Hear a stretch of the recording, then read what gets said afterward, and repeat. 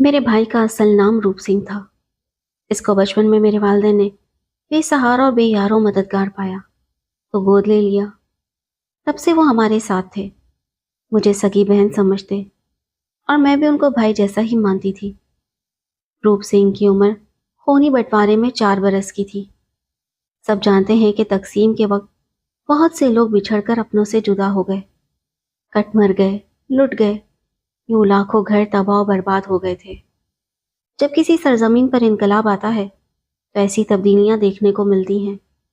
یہ حقیقت ہے کہ آپ کسی غاصب قوم سے آزادی مفت میں حاصل نہیں کر سکتے۔ اس کے لیے جانی و مالی، عزت و ناموس اور اپنے پیاروں کی قربانیاں دینی پڑتی ہیں۔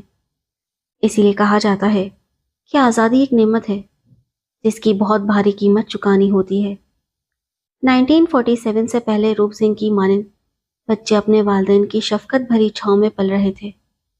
دلیپ سنگھ اور اس کا خاندان بھی چک نمبر 76 یوسف والا کے قریب رہتا تھا۔ جب انہیں ہجرت کا سندیسہ ملا تو انہوں نے کوچ کی تیاری کی اور قافلے میں شامل ہو گئے۔ جب یہ قافلہ ریلوے اسٹیشن پہنچا تو اس پر حملہ ہو گیا۔ ہر شخص بھاگ کر جان بچانے کی کوشش کرنے لگا۔ ہر طرف لوگ گرے ہوئے تھے، کچھ بے جان پڑے تھے، کچھ لاشیں خون میں لت پت تھے اور کچھ ایسے زخمی تھے جو بے ہوش تھے مگر سانس لے رہے تھے۔ کون زندہ ہے کون مردہ کچھ پتہ نہیں چل رہا تھا۔ اس کے بعد لوٹ مار شروع ہو گئی۔ روپ سنگھ اس وقت بہت کم سن تھا، لیکن اس وقت کے وحشت ناک نظارے اس کے ذہن پر نقش ہو چکے تھے۔ اس نے یہ خونی کھیل اپنی آنکھوں سے دیکھا اور تاب نہ لا کر ایک جھاڑی میں جا چھپا اور وہاں گر کر بے ہوش ہو گیا۔ جب لڑائی ختم ہوئی تو میرے والد اس طرف گئے، تبھی انہیں جھاڑی میں ایک بچہ پڑا ہوا ملا۔ یہ روپ سنگھ تھا۔ میرے ابو اسے اپنے ساتھ گھر لے آئے اور والدہ کے سپرد کر دیا۔ اس بچے کا نام معلوم نہیں تھا، نہ یہ پتا تھا کہ وہ کس کا لخت جگر ہے، لیکن اس کے والدین نے سمجھداری کا ثبوت دیا تھا کہ قافلے میں شامل ہونے سے پہلے اپنے بچوں کے آزار بند کے ساتھ ان کے نام لکھ کر باندھ دیے تھے۔ اس کے بھی آزار بند سے ایک لفافہ بندھا تھا جس پر اس کے ماں باپ اور بہن بھائیوں کے نام لکھے ہوئے تھے۔ لوگ تو لوٹ مار کر رہے تھے مگر میرے نیک دل ماں باپ ان لوگوں کو روکنے آئے تھے۔ میرے والدین نے پہلا کام یہ کیا کہ روپ سنگھ کے بال کینچی سے کاٹ کر صاف کر دیے، اس کے زخم دھو کر دوائیں دی، گرم گرم دودھ پلایا اور بہت پیار کیا، جس سے اس کے حواس بحال ہو گئے۔ ان کی اولاد نرینہ نہیں تھی۔ انہوں نے روپ سنگھ کو اپنا بیٹا بنا لیا اور اسے کلمہ یاد کروا کر نیا نام محمد روپ سلیمان رکھا، جو اس کے مذہب کی بھی عکاسی کرتا تھا۔ جب اسے اسکول میں داخل کروایا تو والد نے ولدیت کے خانے میں اپنا نام اس لیے درج کرایا کہ شرپسند عناصر بچے کو سکھ ہونے کی بنیاد پر اس کی جان کے دشمن نہ بن جائیں، کیونکہ پڑوسی طرف سکھ بلوائیوں کے ہاتھوں ان کے رشتہ داروں کو جان سے ہاتھ دھونا پڑے تھے۔ تبھی ان دنوں ہمارے گاؤں والے بھی سکھوں کے مخالف ہو رہے تھے۔ اس طرح روپ سنگھ کو اپنا کر اور اپنا نام دے کر میرے ماں باپ نے ایک بچے کی جان بچائی، اسے پیار دیا، گھر کی ٹھنڈی چھاؤں تلے بہت لاڈ پیار سے پالا اور پروان چڑھایا۔ ہم سے یہی کہا کہ یہ تمہارا سگا بھائی ہے، کسی کم سن بچے سے محبت کی جائے تو وہ محبت کا جواب محبت سے ہی دیتا ہے۔ روپ سنگھ بھی کہتا تھا کہ یہ کتنے عظیم لوگ ہیں جنہیں خدا نے میرے ماں باپ کے روپ میں عطا کیا ہے، جو میری ہر خواہش پر قربان ہو جاتے ہیں۔ میرے والدین کھیتی باڑی کرتے تھے۔ اس خونی انقلاب کے بعد انہوں نے اپنے مال مویشی اونے پونے بیچ دیے اور شک والوں کی باتوں سے بچنے کے لیے جو وہ روپ سنگھ کے بارے میں کرتے تھے، ابو سب کچھ چھوڑ کر نزدیکی قبرستان کے قریب چلے گئے۔ یہ انہوں نے صرف ایک سکھ بچے کی زندگی بچانے کے لیے کی تھی تاکہ اسے نئی شناخت مل سکے اور معاشرے کے کن ذہن کچھ لوگ اس کی آئندہ کی خوشیوں میں رکاوٹ نہ ڈال سکیں۔ میرے والد نے شہر آ کر ایک چھوٹی سی دکان خریدی اور دکانداری شروع کر دی۔ اس طرح روپ سنگھ نے میٹرک امتیازی حیثیت سے پاس کر لیا۔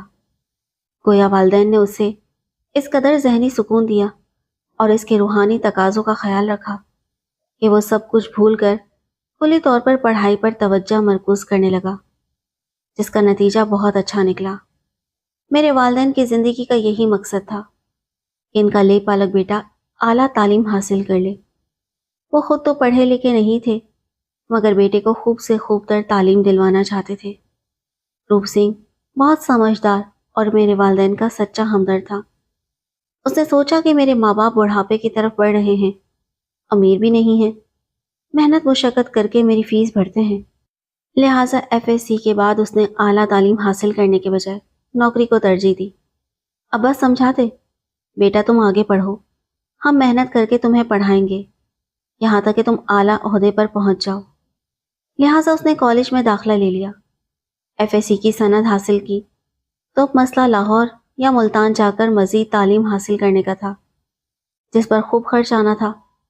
چنانچہ بھائی نے ابا کو سمجھایا کہ آپ بوڑھے ہو گئے ہیں، خود کو ہلاکت میں نہ ڈالیں اور نہ مجھے خود سے دور تعلیم کے لیے لمبے سفر پر بھیجیں۔ اس طرح اس نے اوورسیز کا کورس پاس کر لیا اور اسے ایک سرکاری محکمے میں ملازمت مل گئی۔ یوں جب وہ کمانے کے قابل ہو گیا تو والد سے اصرار کیا کہ اب آپ دکانداری چھوڑ دیں، کیونکہ صبح سے رات گئے تک دکان پر ایک ہی جگہ بیٹھے رہنے سے ابا کی صحت روز بروز گرتی جا رہی تھی۔ وہ بھی اتنی مشقت نہیں کر سکتے تھے۔ والد صاحب کو گردوں کی تکلیف رہنے لگی تھی، جو مسلسل بیٹھے رہنے سے بڑھتی جا رہی تھی۔ بالآخر انہوں نے دکان کو خیر بات کہہ دیا۔ وہ اب آزاد تھے، لہٰذا جہاں کہیں روپ سلیمان کی تعیناتی ہوتی وہ وہیں اس کے ساتھ رہتے۔ یوں زندگی کے شب و روز خوش و خرم گزر رہے تھے۔ میرے تہجد گزار والدین میرے بھائی کے لیے ہر وقت ترقی و کامرانی کی دعائیں کرتے تھے۔ 1965 میں میری والدہ کا انتقال ہو گیا۔ یہ ہمارے لیے ایک بڑا سانحہ تھا، خاص طور پر میرے بھائی کے لیے، کیونکہ ماں نے اسے سگے بیٹے سے بڑھ کر پیار دیا تھا، کبھی ڈانٹا نہ چھڑکا۔ اس کی خاطر ہم سکی بیٹیوں کو ڈانٹتی اور مارتی تھی، اور ہمارے حصے کی چیزیں بھی کبھی کبھی روپ کو دے دیا کرتی تھی۔ بہت دنوں تک بھائی سلیمان اور ہم سب بہنیں ماں کے لیے اداس رہے، پھر رفتہ رفتہ صبر آ گیا۔ ہم نے اسے اللہ کی رضا جانا، ہم بہنوں کی شادیاں ہو گئیں تو گھر میں ابا اور بھائی ہی رہ گئے۔ ابا نے روپ پر پیار نشاور کرنے میں کوئی کسر نہ چھوڑی، کیونکہ وہ ماں کو یاد کر کے روتا تھا۔ ایک باورچی دونوں کا کھانا بنا کر دے دیا کرتا تھا۔ والدہ کی کمی ان دونوں کو بہت زیادہ محسوس ہوتی تھی۔ والد صاحب بیوی کی فرقت سے نیم جان تھے۔ گھر میں سب کو ایک گھر سنبھالنے والی کی ضرورت محسوس ہوتی تھی۔ ابا جان روپ سلیمان کی شادی پر اصرار کرنے لگے۔ ہم نے بھی اسے سمجھایا کہ ابا جان بہو لانا چاہتے ہیں اور تمہاری شادی کا یہی صحیح وقت ہے، وہ تمہاری خوشی دیکھنا چاہتے ہیں۔ بالآخر والد صاحب کے کہنے پر بھائی نے ابا کے دوست کی بیٹی سے شادی پر ہاں کر دی۔ گھر میں بہو آ گئی اور 1 سال بعد میرے والد نے پوتے کی خوشی بھی دیکھ لی۔ والد صاحب پوتے پوتیوں کی رونق اور بہو کے حسن سلوک سے بہت خوش تھے۔ ہم چاہتے تھے کہ وہ بھی ہمارے درمیان یوں ہی ہنستے مسکراتے موجود رہیں، کیونکہ ان کا وجود گھر میں خیر و برکت کا باعث تھا۔ لیکن اچانک ایک دن ان کا بلاوا آ گیا اور وہ اس دنیا سے رخصت ہو گئے۔ والدہ کا غم ابھی میرے بھائی کے دل سے اٹھا نہ تھا کہ والد بھی داغ مفارقت دے گئے۔ سلیمان تو جیسے اندر سے ٹوٹ گیا۔ بیوی بچوں کے ہوتے ہوئے بھی خود کو تنہا محسوس کرتا تھا۔ وہ ہر دم افسردہ اور پرملال رہنے لگا۔ بھابھی بہت سمجھدار تھی، اس نے روپ سلیمان کو بہت سہارا دیا۔ وہ ہر وقت بھائی کو دلاسا دیتی کہ تم مسلمان ہو اور مسلمان موت سے افسردہ نہیں ہوتے۔ والدین اپنے خالق کے پاس چلے گئے، لیکن ان کی روحیں تبھی سکون میں رہیں گی جب تم اس دنیا میں خوش و خرم رہو گے۔ شکر کرو اللہ نے تمہیں سب کچھ دیا ہے، گھر، اچھی نوکری، بیٹے بیٹیاں، اور کیا چاہیے؟ تمہاری شریک حیات تمہارے ساتھ ہے، بہنیں تم پر جان نچھاور کرتی ہیں۔ میری بھابھی بے شک ایک مثالی بیوی تھی، لیکن اسے یہ علم نہیں تھا کہ اس کے شوہر کو ایک نہیں 2 غم ہیں۔ ایک زخم مسلمان والدین کے انتقال کا، جنہوں نے اسے پالا پوسا پروان چڑھایا، محبت دی، اور دوسرا زخم خون انقلاب کا، جس نے اسے اس کے حقیقی ماں باپ سے جدا کر دیا۔ میرے والد اپنی وفات سے چند روز قبل بہت اداس رہنے لگے تھے، جسے ان کے سینے پر کوئی بوجھ ہو، جسے کوئی امانت ان کے پاس ہو اور وہ اسے اس کے اصل مالک کو لوٹانا چاہتے ہوں۔ بالآخر وفات سے 2 دن قبل انہوں نے سلیمان بھائی کو بتایا کہ تم مجھے اس وقت ملے تھے جب لڑائی میں اپنے والدین سے بچھڑ گئے تھے۔ انہوں نے وہ کاغذ جو موم جامے میں لپٹا ہوا تھا بھائی کو دے دیا اور کہا اس میں تمہارے حقیقی والدین اور بہن بھائیوں کے نام درج ہیں۔ یہ تمہارے خاندان کی تفصیل ہے، شاید کبھی تم ان تک پہنچ سکو۔ یہ ایک امانت تھی جو میں نے سنبھال کر رکھی تھی، آج تمہیں لوٹا رہا ہوں تاکہ تمہیں اپنی اصل شناخت کا علم ہو سکے۔ والد کے انتقال پر روپ اس قدر رویا کہ اسے سنبھالنا مشکل ہو گیا۔ وہ کہتا تھا آج میرا دل ویران ہو گیا ہے، کاش میں بھی لڑائی میں مارا گیا ہوتا تو امی جان اور ابا جان کی جدائی نہ دیکھنی پڑتی۔ اسے اپنے حقیقی والدین کی جدائی کا دکھ نہ تھا، کیونکہ اس وقت وہ ناسمجھ بچہ تھا، مگر پرورش کرنے والے والدین کے بعد وہ خود کو بالکل تنہا محسوس کرتا تھا۔ پکی اپنی چال ہے اور وہ اپنے حساب سے چلتا ہے۔ کوئی کہتا ہے کہ وقت دبے قدموں گزر جاتا ہے اور کوئی کہتا ہے کہ پروں سے اڑتا ہے۔ بہرحال یہ کٹھن وقت بھی بیت گیا۔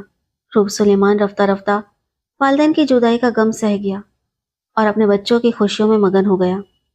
اس نے اپنے دونوں بیٹوں اور بیٹیوں کو اعلیٰ تعلیم دلائی اور آج وہ سب اعلیٰ سرکاری عہدوں پر فائز ہیں۔ بھائی روپ سلیمان اپنی ملازمت سے ریٹائر ہو چکے ہیں۔ وہ بڑھاپے میں اپنے بچوں کے ساتھ آرام کی زندگی بسر کر رہے ہیں۔ اب وہ 80 برس کے ہونے کو ہیں، مگر اپنے ماضی کے بارے میں کسی سے بات نہیں کرتے۔ البتہ کبھی کبھی جب ہم بہن بھائی مل بیٹھتے ہیں تو وہ مجھ سے دل کا احوال کہتے ہیں، کیونکہ انہیں معلوم ہو چکا ہے کہ وہ ایک سکھ خاندان میں پیدا ہوئے تھے۔ انہیں اپنے ماں باپ اور بہن بھائیوں کے نام بھی معلوم ہو چکے ہیں، لیکن یہ معلوم نہیں کہ وہ زندہ ہیں یا نہیں۔